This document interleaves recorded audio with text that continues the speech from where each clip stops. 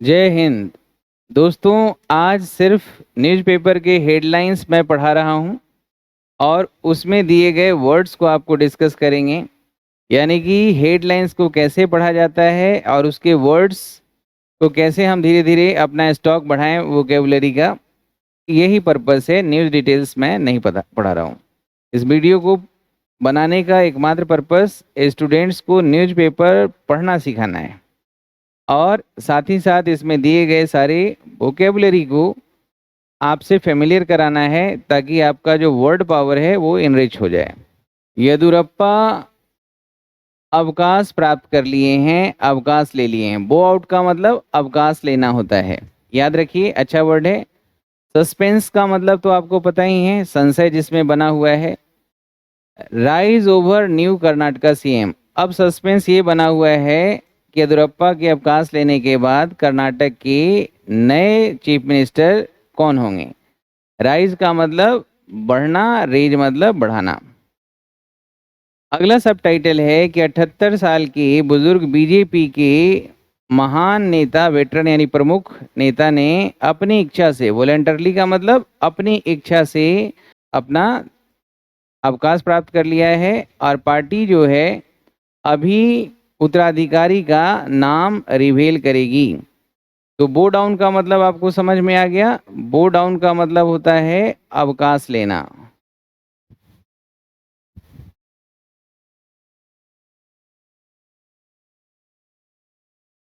ठीक है। वॉलेंट्री का मतलब होता है अपनी इच्छा से, सक्सेसर का मतलब उत्तराधिकारी।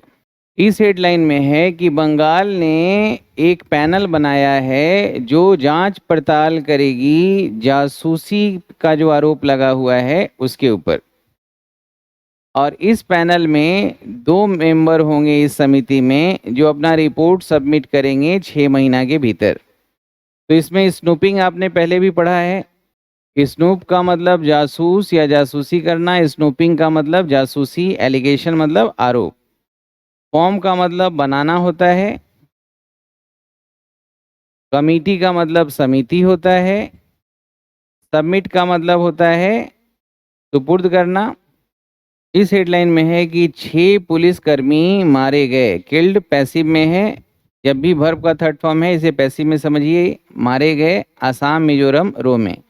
यानी कि इसमें न्यूज़ हेडलाइन ये पढ़ रहे हैं, इसमें डिटेल्स ये है कि असम और मिजोरम के पुलिस आपस में ही क्लैश कर गए, वायलेंट हो गए और एक दूसरे पे फायर एक्सचेंज किए और इसमें बहुत सारे लोग घायल भी हुए हैं। 60 लोग लगभग आसाम के घायल भी हुए हैं। तो मिजोरम और आसाम दोनों नॉर्थ ईस्ट के स्टेट्स हैं, दोनों स्टेट्स आपस में ये वायलेंट हुए हैं। इस हेडलाइन में लिखा हुआ है दोस्तों कि तमिलनाडु ने रिकॉर्ड किया है 1785 ताजे मामले कोविड का।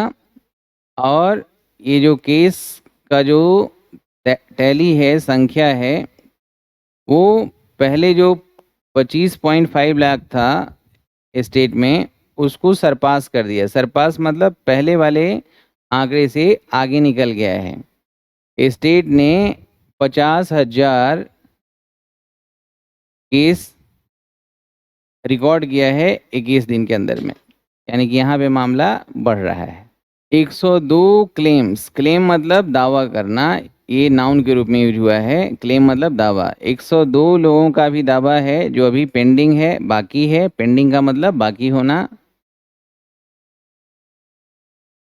ये PMJJBY का मतलब होता है प्रधानमंत्री जीवन ज्योति बीमा योजना। तो ये जो योजना चलाया गया था, कोविड से मरने वाले, कोविड-19 में जो मृत्यु हुई है कोविड-19 की वजह से, उनको फाइनेंशियल असिस्टेंस देना था उन परिवार को। तो इतने लोग रह गए हैं, लेकिन इतना लोगों को 12,253 जो क्लेम है वो क्लियर हो चुका है 30 जून तक।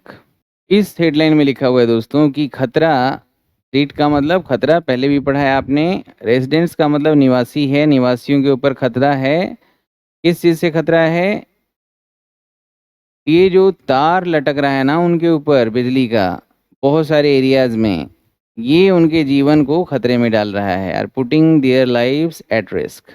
देखिए इस हेडलाइन में है कि पुलिस ने अनर्थ किया है। अनर्थ का मतलब रिवील किया है एक रैकेट को, गिरोह को, जो जॉब दिलाने के नाम पे बहुत लोगों को ठगी किए थे। इसमें व्यक्ति को अरेस्ट किया गया है, 18% को उसने चीट किया था और जो आरोपी है अक्यूज्ड, उस पे आरोप है कि उसने 4.67 लाख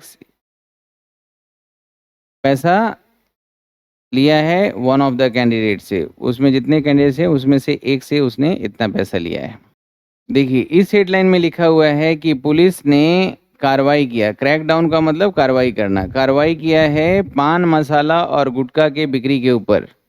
इसमें 34 केस यानी कि 34 लोगों के ऊपर मुकदमा दर्ज हुआ है और 39 लोग को गिरफ्तार किया गया है पिछले 2 दिनों में। सही है, चेन्नई का ये मामला है।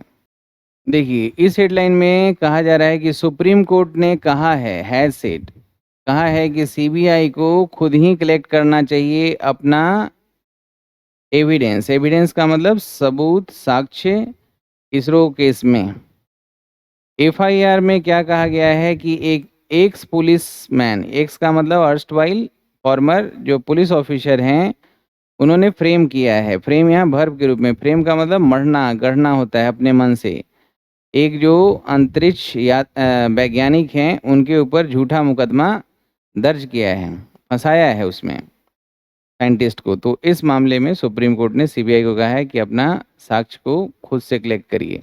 देखिए इस हेडलाइन में कहा जा रहा है कि रो का मतलब वैसे तो आपको पता है कतार होता है, पंक्ति होता है, लेकिन रो का मतलब यहाँ हल्ला गुल्ला, झगड़ा, विवाद है। कि झगड़ा हल्ला हो रहा है, हल्ला गुल्ला हो रहा है इस चीज़ के ऊपर कि चर्च ने एक पॉलिसी निकाला है कि वो मदद करेगा बड़े परिवार को। वह परिवार जिसमें 4 या 4 से ज़्यादा बच्चे हैं, 2000 के बाद कोई जो कपल है मैरिड हुआ है और उसके 4 से ऊपर बच्चे हैं तो उनको मंथली फाइनेंशियल हेल्प मिलेगा। इस बात पे हल्ला गुल्ला शुरू हो चुका है। एड का मतलब मदद होता है, निस्वार्थ भाव से किया गया मदद होता है। बताऊँ कि श्याम शर्मा क्लासेज आपको online class, pen drive course, Google drive course, books, ये सारे कॉम्पिटिशन्स के लिए एसएससी बैंक यू के लिए प्रोवाइड करता है।